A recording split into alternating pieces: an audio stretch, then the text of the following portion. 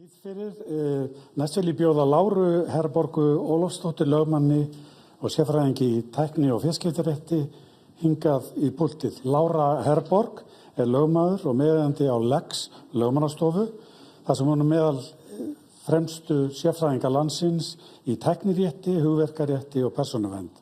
Hún starfar einnig á sviðum fjarskiptalögfræði og gagnaréttar með sérþekkingu á stafrænum innviðum, gagnanotkun og regluverki nýrrar tækni. Lára.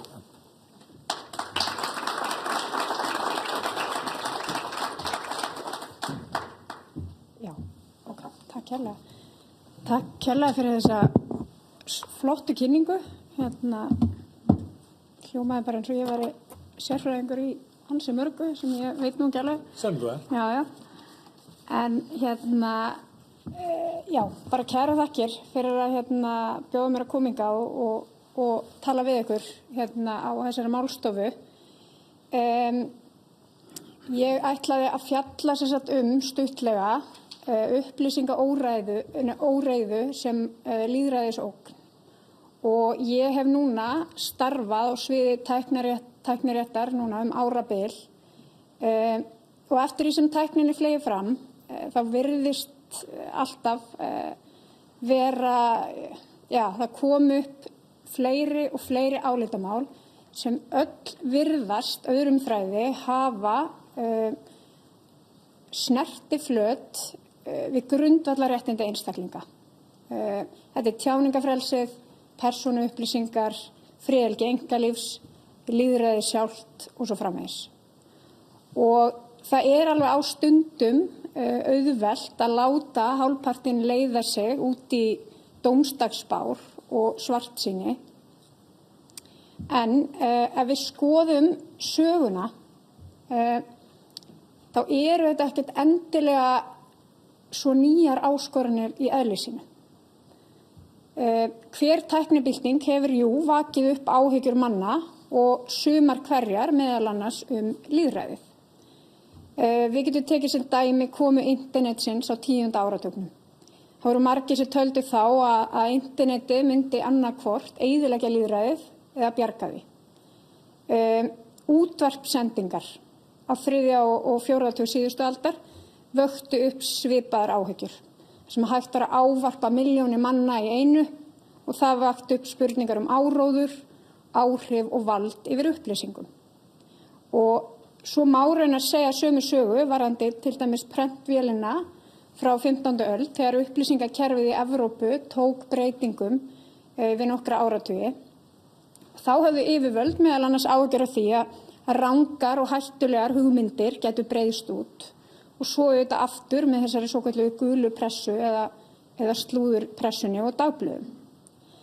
En sagan, hún raunar sýnir okkur að ný miðlunartækni, hún hefur alltaf valdið bæði spennu og áhyggjum, en áskorunin sem við stöndum kannski frammi fyrir í dag að hraðinn, umfangið og sjálfvirknin mun meiri heldur en nokkru sinni fyrr.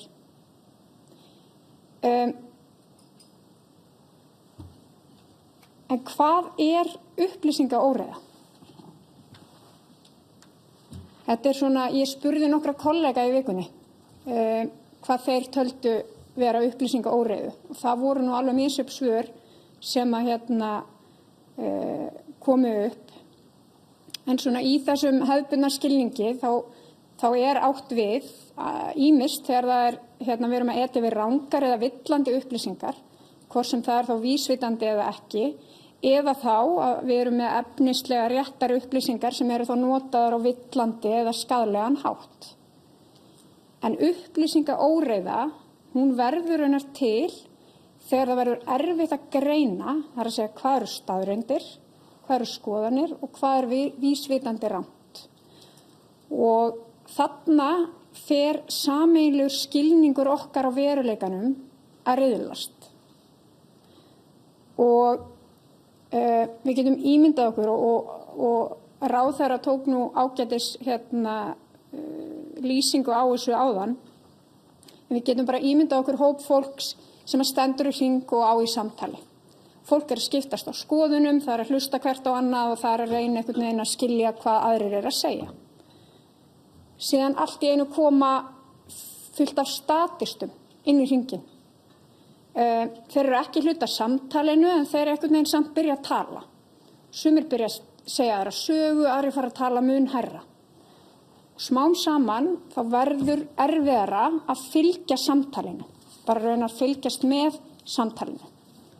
Fólk veit ekki lengur hver þáttakandi, hver bara hann að trufla, hver með gjallarhorn eins og Logi kom inn á. Og þetta leiðir raun til þess að á endanum þá veit fólk ekki hvað samtali snýst. Og það er ekki bara vegna þess að það er einhver að segja eitthvað rangt, heldur vegna þess að samtali sjálft, það verður svo truflað að það verður erfitt að vita hvern á að hlusta á. Og núna erum við í fyrsta sinn í sögunni, bara eins og Karl kom inn á hérna í mjög áhugaverðri hugvekju, að við erum að díla við það að nú geta sjálfvirk kerfi búið til efni. Við geta dreift til milljónir manna og jafnvel tekið þátt í umræðu án þess að við vitum að hvort við séum að tala við aðra mannesku eða ekki. Og þetta leiðir okkur að þessari spurningu sem að mig langar svolítið að ræða hérna í dag. Það hvernig verjum við samfélagið gegn skipulagðri upplýsingaóreiðu án þess að grafa undan tjáningafrelsinu sem að raunar samfélagið byggir á. Vegna þess að við megum ekki hamla óvinsælum skoðunum, en þess að þær eru líka mjög mikilvægar í lýðræðislegu samfélagi. Þá spurningin, því nú ég lögfræðingur, hver þá lausnin? Eigum við að regluvæða þetta í hörgul? Evrópusambandið hefur verið mjög leiðandi í allri reglusetningu eins og frægt orðið, sérstaklega þegar gögn og upplýsingar eru annars vegar. Við erum með netöryggislöggjöf frá Evrópusambandinu, við erum með persónuverndarreglugerð, við erum með gervigreindarreglugerð, með sérreglur í tilteknum geirum, svo til dæmis varðandi sérstaklega heilbrigðisgeirann. Svo erum við með tiltölulega nýja reglugerð stafrænar þjónustur. Og ég ætla að taka hana sérstaklega fyrir hérna eftir í stórum dráttum, en hún gerir einmitt heiðarlega tilraun til þess að reyna að fanga þetta vandamál. En áður en ég fer í það, þá ætla ég aðeins að fara yfir það að það hafa margir gagnrýnt þetta reglufargan, eins og við getum kannski kallað frá Evrópusambandinu, og telja að þetta sé of mikið og of flókið.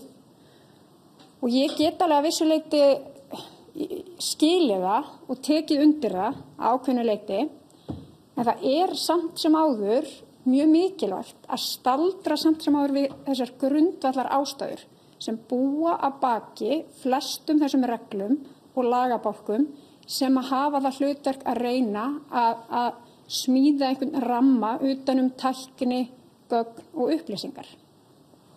Og það ákveðin rauður þráður í þessu regluverki, svona í einföldu máli, þvert á lagabálka, og þessi rauði þráður lítur að því að standa vörð grundvallar réttindi einstaklinga. Þannig að ef við veltum fyrir okkur hvers vegna, þá það einfaldlega staðreynd að reglurnar eiga sér djúpar sögulegar skýringar og einkum frá síðari heimsstyrjöldinni og afleiðingum hennar. Og við þurfum nú kannski ekki að fjölyrða neitt mikið það, en á stríðsárunum og í aðdraganda þeirra þá leiddi óheft eftirlit, kúgun og vald ríkja til hreinlega einhverja verstu kafla mannkynssögunnar. Þar voru heilu þjóðfélögin undir stöðugu eftirliti, andóf var kæft og mannréttindi brotin í nafni þjóðaröryggis og efnahagslegrar útþenslu. En í kjölfarið skuldbatt Evrópa sig til þess að byggja upp reglubundið kerfi sem að myndi setja einstaklingsfrelsi, gagnsæi og mannlega reisn í forgang. Þetta þetta hljómar náttúrulega kannski eins og ég sé einhver boðberi Evrópusambandsins sem alls ekki staðan. En það skiptir samt sem áður máli að við höfum þetta bak við eyrað þegar við erum að velta fyrir okkur tilganginum með þessum reglum. Vegna þess að í dag alveg eins og ráðherra fór yfir, alveg eins og Karl nefndi, þá stöndum við á bjargbrún breytts veruleika gervigreindar. Það er að segja tækninar sem við erum enn þann dag í dag að leitast við að skilja og ekki sér fyrir endan á. Og gervigreind felur í sér margs konar áhættu en í nýrri birtingamynd sem kann að vera blekkjandi. Og gervigreind getur haft gríðarleg áhrif á upplýsingaflæði í samfélaginu og þetta þýðir að þetta getur að sjálfsögðu haft sérstaka þýðingu þegar við erum stödd í aðdraganda kosninga. Og þarna getur verið að ræða mjög sannfærandi falsmyndbönd, djúpfölsun, sjálfvirk skilaboð sem líki eftir raunverulegri umræðu, svo sem kannski hefur komið að einhverju leyti hérna áður. Það getur verið markvissar upplýsingaherferðir sem miða því að hafa áhrif á viðhorf kjósanda. Og jafnvel þótt að upplýsingahernaður sé ekkert einhvern veginn nýr af nálinni í heimssögunni, þá er mjög auðvelt að sjá að tilkoma gervigreindar getur leikið þarna stórt hlutverk. Og það er einmitt í þessu samhengi sem að reglugerðin stafrænar þjónustur er sett fram. Markmiðið er vissulega göfugt. Ætlunin er ekki að stjórna því hvað fólk má segja, heldur að tryggja ákveðna leikreglur fyrir kerfið sjálft. Þannig að það var hægt að segja að lýðræðislegt samtal geti áfram átt sér stað á svona með einhverjum föstum, traustum grunni. Menn virðast að minnstakosti vera að reyna að skilgreina ramma án þess að ætla sér að hafa áhrif á skoðanir. Það er í grundvallaratriðum þessi markmið sem að flestir og flest okkar vilja ná. En hvað felst í þessum reglum? Það er náttúrulega bara tímans vegna, kannski ekki tækifæri til þess að fara á dýptina. En þetta er svona kannski þyrlusýn yfir svona þessar breiðu strókur sem að regluverkinu er ætlað að taka á. Þetta á að vera einhvers konar rammi utan kerfið. Það eru skilgreindar mismunandi tegundir þjónustu. Það er kveðið á ákveðnar kvaðir og skyldur sem að aukast á eftir stærð og áhrifum. Og þarna undir eru þessir netvettvangar eða stafrænir vettvangar eða online platforms og síðan eru sérstaklega tilgreindir þessir stóru netvettvangar, very large online platforms sem að lúta þá auknum skyldum.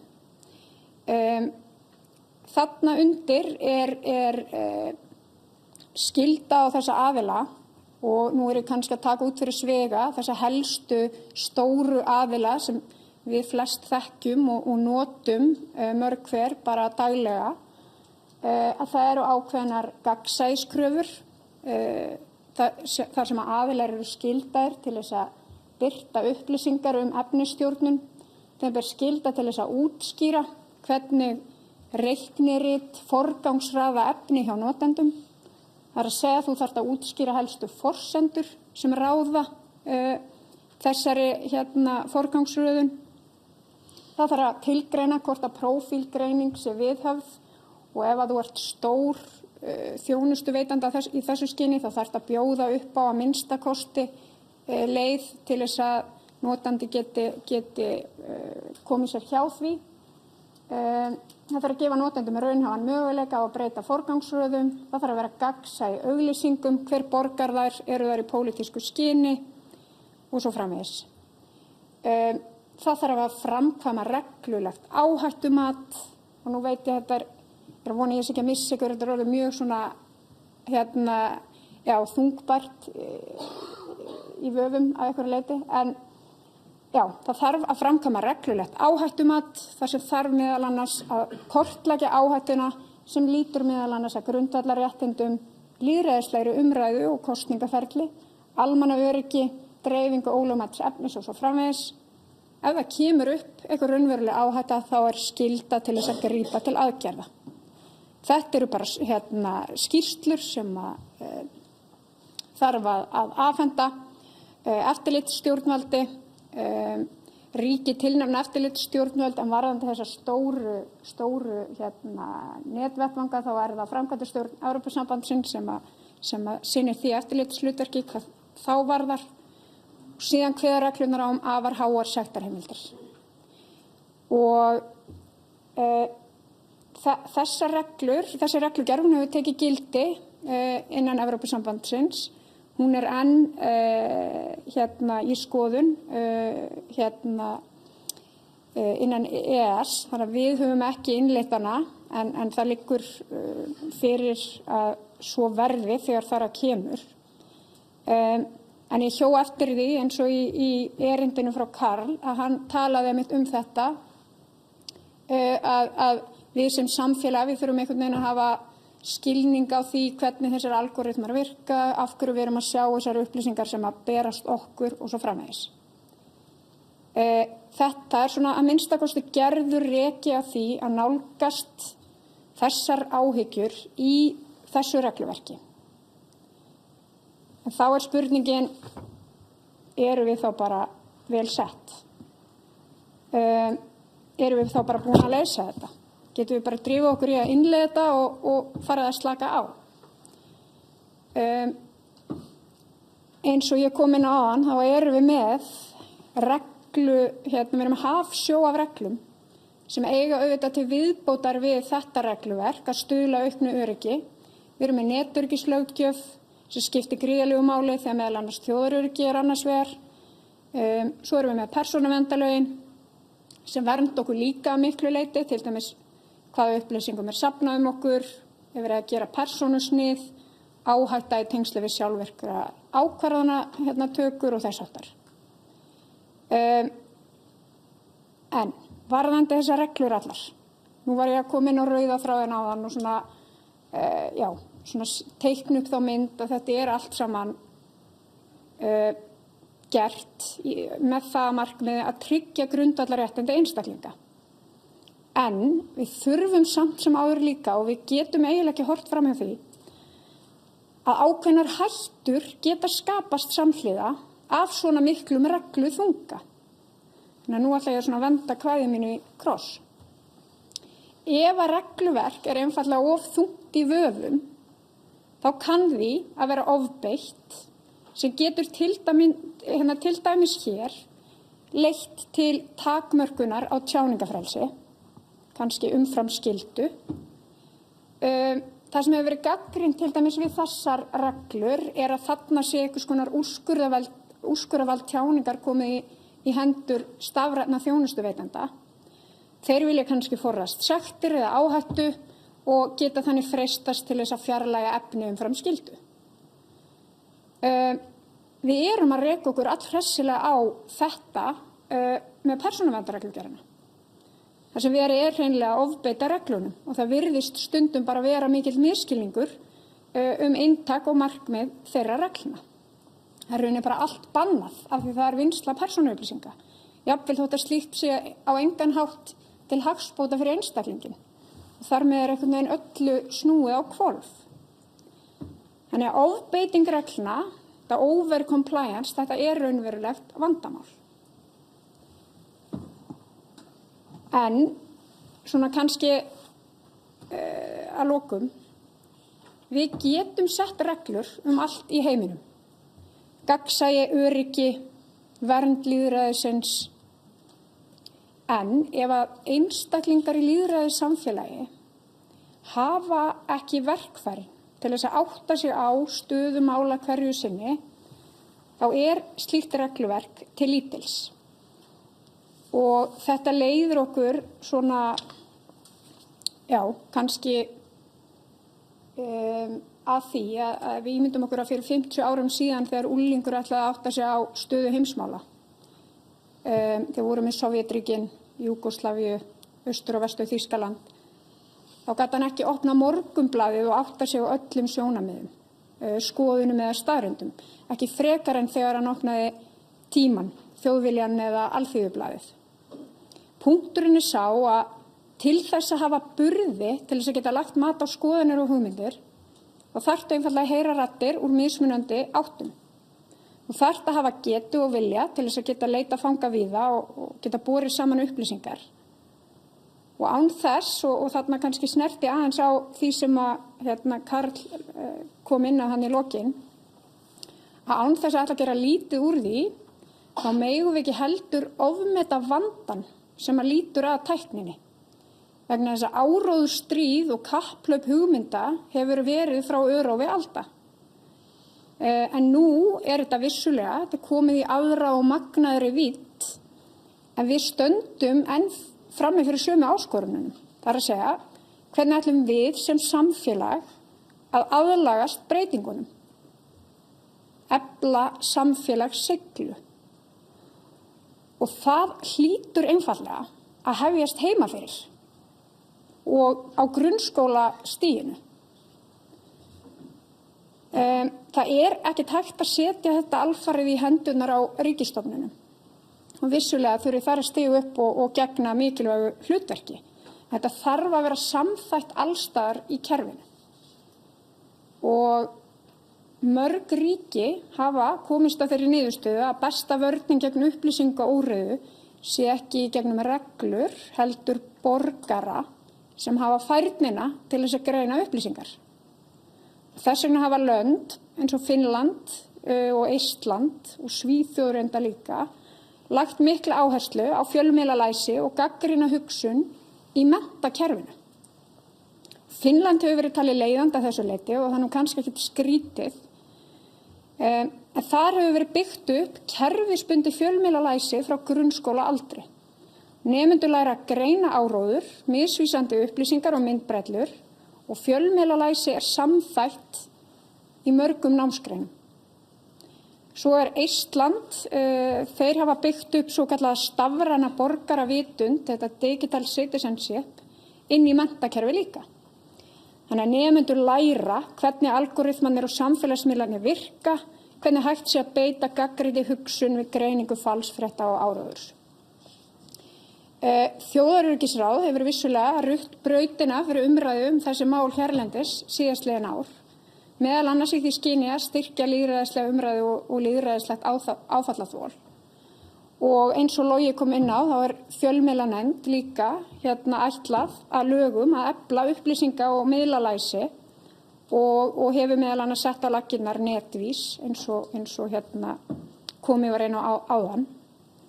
En það hins vegar alveg ljóst að lausnin, hún liggur ekki í reglum eða að koma ábyrgðinni að þessu leyti yfir á einhvern einn aðila.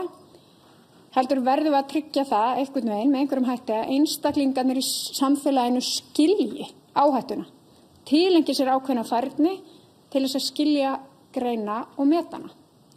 Þetta svona það sem að maður óttast örlítið og kannski eitt dæmi þegar Facebook ætlaði að byrja að nota notendagögn til þess að þjálfa gervigreind.